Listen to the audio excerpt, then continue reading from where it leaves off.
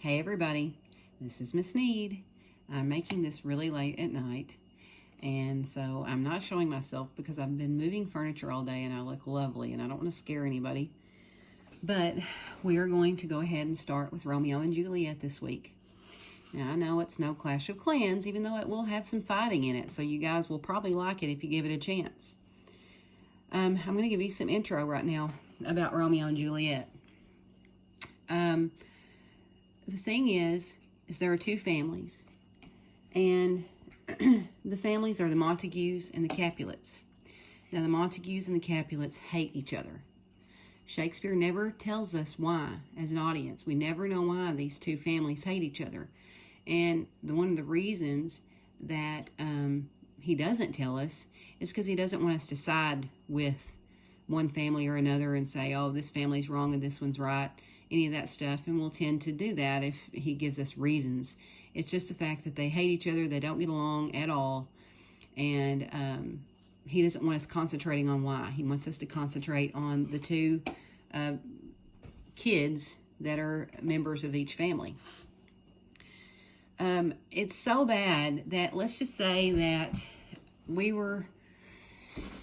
our class, we were Miss Need's English class, and we didn't like another class.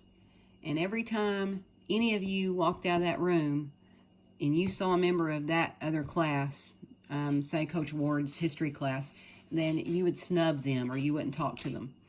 And it was so bad that their servants hated each other. If a Capulet servant saw a Montague servant on the street, they would spit at each other or try to start fights or whatever and do things to constantly be on each other. And it reminds me of like our rivalries, with other schools or something like that. Say, if, the way you are with, you don't like the Rebels or you don't like the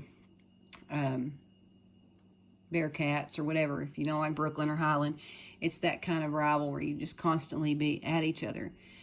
My cat's walking by, excuse him. Anyway, so anytime anyone saw anyone of the opposite family, there was always some type of turmoil. And it's a big thing is you wonder, what's stronger, love or hate? And I want you to kind of think about that. Can you hate someone so strong? Is that emotion? Could it be stronger than love? And we're going to kind of see how that changes throughout the story. Of course, this is a play. And I told you before, and I don't know that my other video loaded. I'm going to fix that in a second. But in Shakespeare plays, and in any Elizabethan drama, they weren't really worried about what happens at the end, like we're always obsessed with what happens at the end. The prologue tells us right away what happens at the end. It gives you a rundown right away of what's going on. And then these people, these play watchers, are not interested in what happens at the end. They're interested in all the things that happen in the middle. They don't have the video games and the Netflix and all these different shows that they can watch, and there's nothing to do. They like these plays. This is their entertainment. So they were all about it. They were all riveted to that stage and wanting to see what happens. And sometimes, they would ad-lib and do different things in them too. So there were always little surprises. We're going to start off. I don't have the cast. Let's see if I can put it on the cast here. Yes, I can. All right. So let's look at the cast. The chorus is something that just kind of, it'll be like they'll do the prologue and that sort of thing. Then we have Prince of Verona, Prince Aeschylus. And he's not very big in this, but he has a couple of roles. We have Paris, who is a young nobleman who's kin to the prince. We have the Montague, who is the head of the house. Capulet is the head of the house, and of course their wives. There's an old man of the Capulet family. Some of these guys obviously were extras if they were made in the film. Romeo is the Montague's son. Tybalt is the nephew of Lady Capulet, so he is a Capulet. We've got Mercutio, who is Romeo's best friend, but he's also kin to the prince. Benvolio is a Montague. He's best friends with Romeo, and he's also a Montague. He'd be his cousin. Tybalt is a Capulet, and she's Juliet's. He is Juliet's cousin. We've got Friar John and Friar Lawrence. They're both priests, friars. Balthazar is Romeo's servant. Abram is a Montague servant. Samson and Gregory are both Capulet servants. Peter is the servant to Juliet's nurse. Yeah, her nurse has a servant. Must be nice. Then we have the apothecary. I don't know if you guys remember what an apothecary is, but it's like a pharmacist, like a druggist. He makes all these potions with different things and tries to, medicines and even poisons in some cases and that sort of thing. And we have 3 musicians, an officer, Lady Montague, like we said, Lady Capulet, Juliet, and the nurse, and her nurse. There are citizens, gentlemen, women, all these are extras also. Okay, so we're going to start off with the prologue, and I'm going to play it, and hopefully you can hear it, and I'm just going to let you read aloud. And this is the best way I can figure out how to do this. I have gone over this 100 times to figure out the best way, and this is the way I would do it in class, and so this is the way we're going to do it. If you'll see here, it says 2 households, both life and dignity, in fair Verona, where we lay our scene. In other words, this is in Verona. This is where we are. There are 2 households. That's the Montague and the Capulet household. From ancient grudge break new mutiny. In other words, from an old grudge that they hate each other comes something new. Where civil blood makes civil hands unclean. So in other words, civilians, people that aren't even family members, die from this or get hurt, not necessarily die. From forth the fatal loins of these 2 foes, in other words, born to these 2 enemies, star-crossed lovers take their life. In other words, I'm not going to tell you all that. We'll wait. Doth with their death bury their parents' strife. So it's going to tell us about all these things that happen, and I'm just going to let you listen to it. And then, when we start out in Act 1, it's going to be Samson and Gregory, and they're going to be talking a lot of smack, okay? And what they're going to be talking about is what would happen if they saw a Montague. And at first, they're going to talk about carrying coals, and they're going to make a little play on words. And to carry coals is to mean put up with insults. Like if someone called you a name, I'm not going to put up with him. If he comes and says something to me, I'm going to say something back. And so they're talking like that, It's like you guys maybe on the football field or the basketball court, you'd say, if they say something to me when I line up or I get out there, I'm going to say something back to them. You've got these big talks and everything. And so carry coals would be put up with insults. But then they start saying how we're not colliers. Of course we're not going to carry coals. Well, that's a play on words. But as a collier is someone who carries coals in a bucket, because that's how they heated their homes, is they would take and deliver coal, and they heated by coal. So they used that and said, of course we're not going to carry coals. We're not colliers. And, that's just kind of what they say. And that's how Shakespeare had his word play. Then they start talking about how they would make, if they see them coming, they're going to make them walk to the outside. And to walk to the outside would mean the outside of the walkway is where all the trash and stuff is thrown on the streets, and a lot of sewage and stuff runs on the side.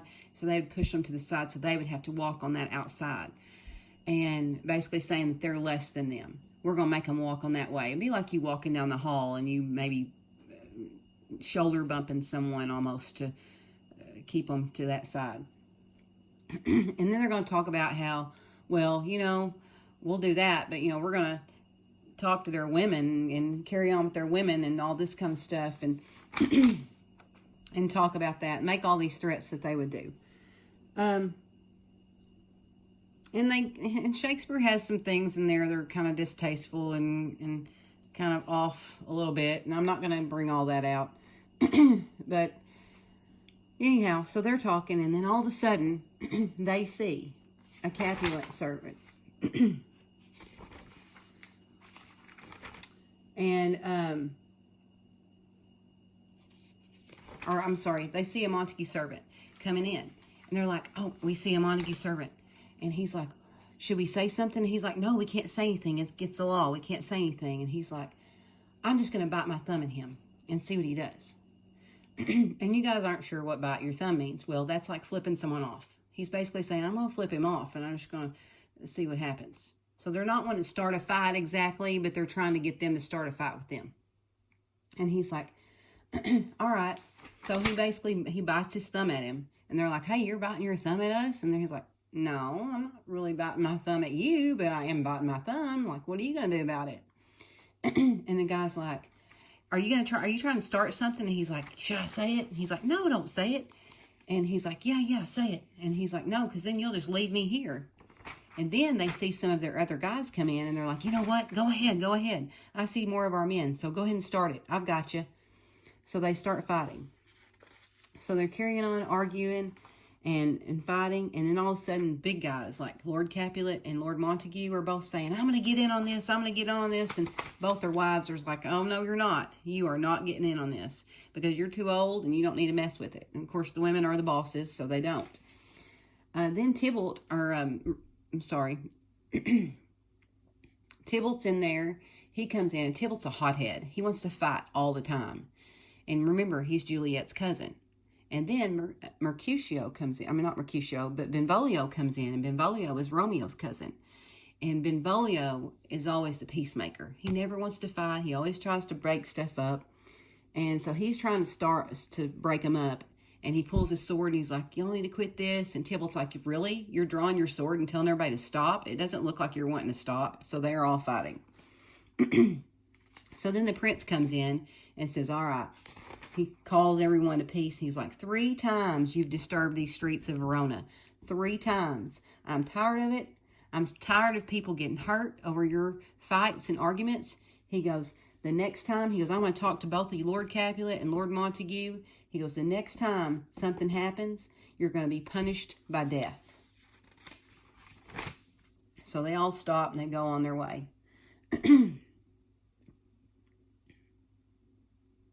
So then, after that's over, Lady Montague and Lord Montague and Benvolio are all talking. And they're going to say, oh, I'm so glad Romeo wasn't here. And Benvolio's like, yeah, I am too. And they're going to say, have you seen him today? And Benvolio is going to say, yeah, I saw him earlier. He was out walking. And he's like, he's got stuff, I knew that he was kind of wanting some peace and quiet. So I had stuff on my mind. So I went for a walk. And when he saw me, he went the other way. And this is his best friend. Normally he wouldn't do that. So I figured he was just trying to get some peace too. So I went ahead and gave him his space. And his dad's like, I don't know what's going on with him. He said he's just constantly, he's going in it during the day and turning and closing all the curtains and staying in all day long and then pacing all night. He said he's just not himself. He says, it's like, I'm going to try to find the exact words. He says, he's a bud bit with an envious worm, ere he can spread his sweet leaves to the air or dedicate his beauty to the sun. In other words, it's like a flower that gets bitten by a bug or something, or eaten by insects and can't open up. He's not enjoying his life. He's young and he's not enjoying his life. So his father's really upset. He says he's just depressed. I don't know what to do. I don't know how to fix it. And Benvolio's like, well, here he comes. I'll try to find out what's going on. His dad's like, okay, you talk to him and you find out what's going on. So Romeo comes up and Benvolio talks to him. And he says, how are you? What's going on? And he's like, oh, and he's very dramatic. You're going to go, oh my gosh, you're going to give a major eye roll here. And he's like, oh, and he's like, the day Benvolio says, good morning. And he's like, oh, is the day so young? And he goes, well, it's just 9 o'clock. And he goes, oh, it seems like forever. Sad hours seem so long. In other words, and you know how that is. When you're in a class you don't like or something and it takes forever to get over with, except for mine, of course, because it just goes so quickly because you love it, right? And he said, well, what's lengthening your day? What's making your hours so sad and long? And he goes, not having that which makes them short. In other words, not having something that makes them happy and seems like they're going by quickly. And he's like, oh, okay, and they're kind of in and out, and he's like, oh, was that my dad? And Benvolio kind of ignores him, and he's like, what are you talking about? And he goes like, are you in love? And Romeo goes, out. And he goes, of love? And he goes, out of her favor, where I am in love. In other words, he loves someone that doesn't love him. And Benvolio's like, oh, so gentle in his view, love should be so tyrannous and rough in proof. In other words, love is tough, and we all know that. And Anyway, Romeo starts to talk, and then he changes the subject. He's, oh, what happened here? Because he saw where a fight took place. He's like, oh, wait. He goes, it's much to do with hate, but more with love. He goes, why then, oh, brawling love? Now, these are oxymorons. Listen to these words. Brawling love, loving hate. Oh, anything of nothing first create. Heavy lightness, serious vanity, misshapen chaos of well-seeming forms. Feather of lead, bright smoke, cold fire, sick health, still waking sleep. This is not what it is. This love I feel, that I feel no love in this. Dost thou not laugh? And he's kind of, and basically what's he saying? He's saying love and hate. This is like a love-hate thing. And you're all thinking, oh, it's because he loves Juliet, he loves the Capulet, someone he's supposed to hate, right? See how I'm getting there? And Benvolio's like, oh, I'd rather weep. And he's like, why? And he says, because you're so depressed. And Romeo says, well, it's my problem. I'm the one that has the problem. And he says that love is like a choking gall, a preserving sweet. And he starts to say goodbye to him. And Benvolio's like, no, I'll go with you. He goes, I don't want you to leave. And he's like, oh, I've lost myself. I'm not here. This is not Romeo. He's some otherwhere. In other words, I am not myself. I don't need to be here. You just don't want to be around me. I'm depressed. And Benvolio's like, tell me what's going on. Who is it that you love? And he's like, oh, I should tell you. And he's like, well, don't groan. He goes, but just tell me. And he says, bid a sick man in sadness make his will, all word ill-urged to one that is so ill. In sadness, cousin, I do love a woman. So I love a woman. He's like, well, I would hope so. And Romeo's like, yeah, that's a good one. You're right. And he said, she's awesome. She's fair, that I love. In other words, you might say she's hot. Okay. And Benvolio says, well, that's good, And Romeo says, well, but in that hit you miss. She'll not be hit with Cupid's arrow. And Cupid, he's the little guy that runs around in the diaper and shoots people with love arrows on Valentine's Day. And he says, she has Diane's wit, and in strong proof of chastity, well armed, from love's weak childish bow, she lives unharmed. In other words, she has made a vow of chastity. She will not let Cupid... she will not be hit by his love. She's made a vow of chastity. She doesn't want to be in love. She will not stay in the siege of loving terms. She won't let him sweet talk her. She won't make eye contact with him. He tries to give her the googly eyes, and she's not having it. And he says, I can't give her gold and gifts. She is rich in beauty, but only poor, that when she dies, the beauty dies in her store. In other words, she is so beautiful, but she has nothing, because if she dies, her beauty dies with her, because she refuses to get married and have children and pass that love on, pass that beauty on. And so Benvolio's like, so she has sworn she will still live chaste, which in other words, she's going to live a vow of chastity, possibly be a nun. Now this is what she's told him, that she's going to be a nun. And he said, she hath, and that sparing makes huge waste. For beauty, starved with her severity, cuts beauty off from all posterity. She is too fair, too wise, wisely too fair, to merit bliss by making me despair. She hath forsworn to love, and in that vow do I live dead, that live it to tell it now. In other words, she is not having it. And he is just so, poor baby, he can't get the girl he wants. Benvolio's like, be ruled by me. And now you guys would all be good friends, right? And you'd say, you know what? Forget about her. Forget about her. And Romeo's like, oh, teach me how I should forget to think. He goes, by giving liberty to thine eyes, examine other beauties. Look at other women. There's other fish in the sea. There's lots of women out there. I know you guys tell your friends that when they're all depressed and they get dumped. There's other fish in the sea. Find someone else. Now listen to what Romeo says. And you're going to listen to all this, so I want you to pay attention. And I know I'm telling you all of it, but this is the best way to do it. He says, 'tis the way to call hers, exquisite in question mote. These happy masks that kiss fair ladies' brows, being black, puts us in the mind that they hide the fair. He that has strucken blind cannot forget the precious treasure of his eyesight's lost. In other words, if you see and then you're struck blind, you still can't forget that beauty. In other words, I can see other women, but it's not going to make me forget how beautiful she is. The process treasure of his eyesight lost. Okay, show me a mistress that is passing fair. What doth her beauty serve but as a note, where I may read who passed that passing fair? Farewell, thou canst not teach me to forget. In other words, I see this girl. All I'm going to think about is how she is so much more beautiful than that girl ever thought of being. And he was like, you're never going to teach me to forget. And Benvolio, being the good friend, he says, I'll pay that doctrine or else die in debt. In other words, you got a deal. It's a deal. I'm going to show you someone fairer. So, good for you, Benvolio. Good friend. All right, we're going to listen to it. And I hope you can hear this. And I'm going to be turning pages. So, listen up. HarperCollins Publishers is pleased to present Romeo and Juliet, Unabridged, written by William Shakespeare and performed by Claire Bloom, Albert Finney, and a full cast. They talk really quickly, so you're going to have to pay attention.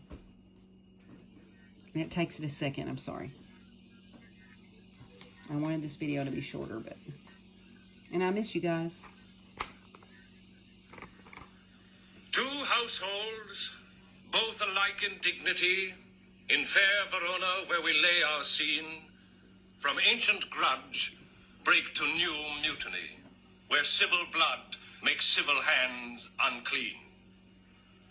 From forth the fatal loins of these two foes, a pair of star-crossed lovers take their life, whose misadventured piteous overthrows doth with their death bury their parents' strife. The fearful passage of their death-marked love, and the continuance of their parents' rage, which but their children's end naught could remove, is now the 2 hours' traffic of our stage, the which, if you with patient ears attend, what here shall miss, our toil shall strive to mend.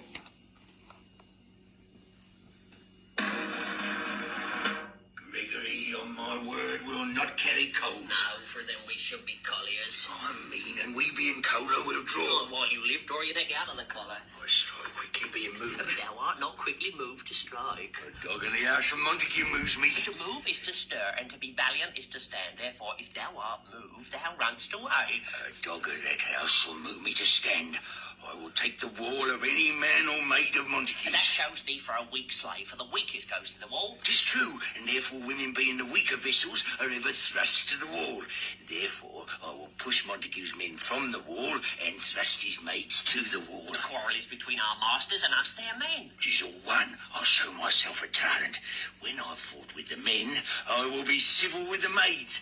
I will cut off their heads. The heads of the maids. Ah, the heads of the maids, or their maiden heads, take it in what sense thou wilt. They must take it in sense that feel it. We they shall feel while I'm able to stand, and 'tis known I'm a pretty piece of flesh. Oh, 'tis well thou art not fish. If thou hadst been poor John. Draw thy tool. Here it comes at the house of Montague's. My naked weapon is out. Quarrel, I'll back thee. How turn thy back and run? Fear me not. Nay, I fear thee. It is take the law of our sides. Let them begin. I will frown as I pass by, and let them take it as they list. As they dare, I'll bite my thumb at them, which is disgrace to them if they bear it. You bite your thumb at us, sir? I do bite my thumb, sir. Do you bite your thumb at us, sir? Is the law of our side if I say aye? No. No, sir. I do not bite my thumb at you, sir, but I bite my thumb, sir. Do you quarrel, sir? Quarrel, sir? No, sir. But if you do, sir, I'm for you. I serve as good a man as you. No better. Well, sir. Say better, here comes one of my master's kinsmen. Yes, better, sir. You lie! Draw if you be men. Gregory, remember thy swashing brother. Fools, put up your swords! Do you know what you're doing? What? At the drawn amongst these harmless hinds? Turn thee, Benvolio, look upon thy death! Do not keep the peace. Put off thy sword or manage to part these men with me! Draw and talk of peace. I hate the word, as I hate hell, all Montagues, and thee. Have it thee, collared! Out, sirs and partisans, fight deep and down, down to the Capulet, down with the Montague! What is this? Give me my long sword, huh? Crash! Why call you for a sword? My sword, I say. Old Montague is come, and flourishes his blade in spite of me. Capulet, if you hoping not let me go. Thou shalt not throw one foot to seek a foe. rebellious subjects, enemies to peace, profaners of this neighbor's hated steel. Will they not hear? What ho, you men, you beasts, that quench the fire of your pernicious rage with purple fountains issuing from your veins. On pain of torture, from those bloody hands, throw your mistempered weapons to the ground, and hear the sentence of your moved prince. 3 civil brawls, bred of an airy word by thee, old Capulet and Montague, have thrice disturbed the quiet of our streets, and made Verona's ancient citizens cast by their grave beseeming ornaments to wield old partisans in hands as old, cankered with peace to part your cankered hate. If ever you disturb our streets again, your lives shall pay the forfeit of the peace. For this time all the rest depart away. You, Capulet, shall go along with me, and Montague, come you this afternoon to know our further pleasure in this case, to old Freetown, our common judgment place. Once more, on pain of death, all men depart. Okay, now this is going to be Lord Montague and Benvolio talking about Romeo and stuff. Approach. Speak, nephew, were you by when it began? Here were the servants of your adversary and yours, close fighting ere I did approach. I drew to part them. In the instant came the fiery Tybalt with his sword prepared, which as he breathed defiance to my ears, he swung about his head and cut the winds, who nothing hurt withal hissed him in scorn. While we were interchanging thrusts and blows, came more and fought on part and part, till the prince came who parted either part. Oh, where is Romeo? Saw you him today? Right glad I am he was not of this fray. Madam, an hour before the worshipped sun peered forth the golden window of the east, a troubled mind drave me to walk abroad, where, underneath the grove of sycamore that westward rooteth from this city's side, so early walking did I see your son. Towards him I made, but he was ware of me, and stole into the covert of the wood. I, measuring his affections by my own, which then most sought where most might not be found, being one too many by my weary self, pursued my humour, not pursuing his, and gladly shunned, who gladly fled from me. Many a morning hath he there been seen, with tears augmenting the fresh morning's dew, adding to clouds more clouds with his deep sighs. But also soon as the all-cheering sun should, in the farthest east, begin to draw the shady curtains from Aurora's bed, away from light steals home my heavy son, and private in his chamber pens himself, shuts up his windows, locks fair daylight out, and makes himself an artificial night. Black and portentous must this humour prove, unless good counsel may the cause remove. My noble uncle, do you know the cause? I neither know it, nor can learn of him. Have you importuned him by any means? Both by myself and many other friends. Try to talk to him. But he, his own affections' counsellor, is to himself, I will not say how true, but to himself so secret and so close, so far from sounding and discovery, as is the bud, bit with an envious worm, ere he can spread his sweet leaves to the air, or dedicate his beauty to the same.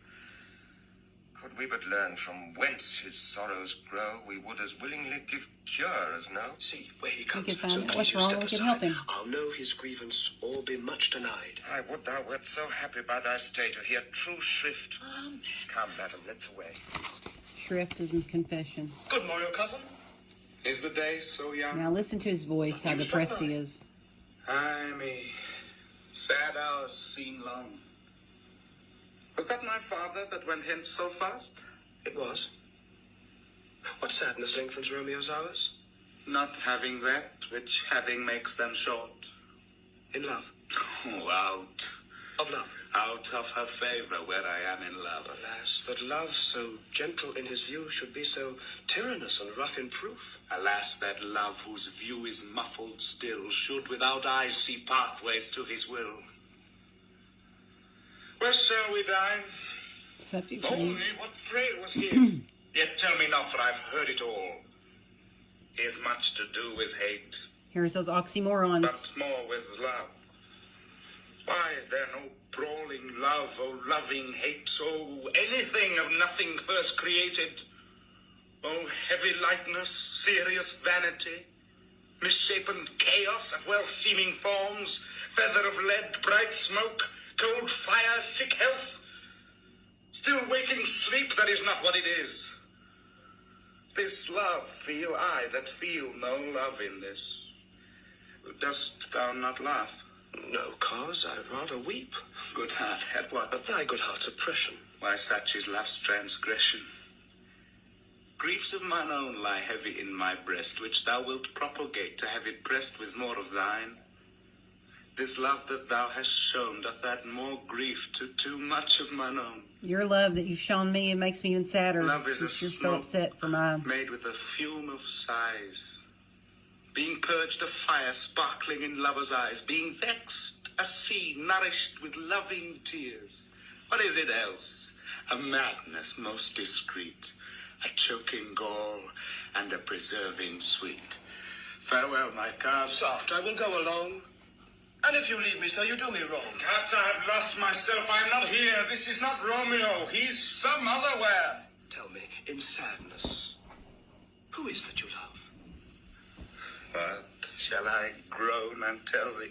Groan? Why, no, but sadly tell me who? Bid a sick man in sadness make his will, a word ill-urged to one that is so ill. Oh, in sadness, cousin, I do love a woman. I aim so near when I supposed you loved. A right good markman, and she's fair, I love. Oh, a right fair mark, fair cause is soonest hit. But in that hit you miss, she'll not be hit with Cupid's arrow. She hath Dian's wit, and in strong proof of chastity well armed. From love's weak childish bow she lives uncharmed. She will not stay the siege of loving terms, nor bide the encounter of assailing eyes, nor ope her lap to sense-seducing gold. Oh, she is rich in beauty, only poor, that when she dies, with beauty dies her store. Then she hath sworn she will still live chaste. She hath, and in that sparing makes huge waste. For beauty starved with her severity cuts beauty off from all posterity. She is too fair, too wise, wisely too fair to merit bliss by making me despair. She hath forsworn to love, and in that vow do I live dead, that live to tell it now. Be ruled by me, forget to think of her. Oh, teach me how I should forget to think. By giving liberty unto thine eyes, examine other beauties. 'Tis the way to call hers exquisite in question more. These happy masks that kiss fair ladies' brows, being black, puts us in mind they hide the fair. He that is strucken blind cannot forget the precious treasure of his eyesight lost. Show me a mistress that is passing fair. What doth her beauty serve but as a note where I may read who passed that passing fair? Farewell, thou canst not teach me to forget. I'll pay that doctrine or else die in debt. Okay, there it was. So, what do you think? Who do you think Romeo's in love with? A Capulet? Yes. Juliet? No. Romeo right now is in love with Juliet's cousin Rosaline. And Rosaline is the one that has dismissed him and said she is going to be a nun and she is not having anything to do with him. And what's best is this is kind of a line, I think, because she's just not into him. So anyway, there's your little surprise that right now Romeo's in love with Rosaline. He doesn't even know who Juliet is and if she even exists. All right, we're going to do scene 2 tomorrow. You need to do, I'm going to load some questions, and it's going to be Act 1, and you could go ahead and do Act 1, Scene 1 questions after you've listened to this, so that way you're doing them fresh every day. You can either do them separate and copy and paste them, or just turn them all in, and turn all the questions in together at the end. It's up to you, because there's going to be Scene 1. Tomorrow we're going to do Scenes 2 and 3, and there'll be Scenes 4 and 5, and you'll have a review section, and then you'll have, all of them will be due by next Monday, okay? You guys keep up with this. I know it's no Clash of Clans, but I know y'all are bored, and this is kind of fun if you give it a chance. And I'm kind of liking doing this online. It's kind of cool. And I know my page turning is a little bit off, but you'll live, I know. All right, I miss you guys, and we're going to have a Zoom. If you guys want to Zoom, I thought about Zooming like Thursday or Friday, and that way I could see all of you guys, and we could talk, and if you have any questions, and we can discuss it all. So tell me what you think. All right. Love you guys and miss you. Bye.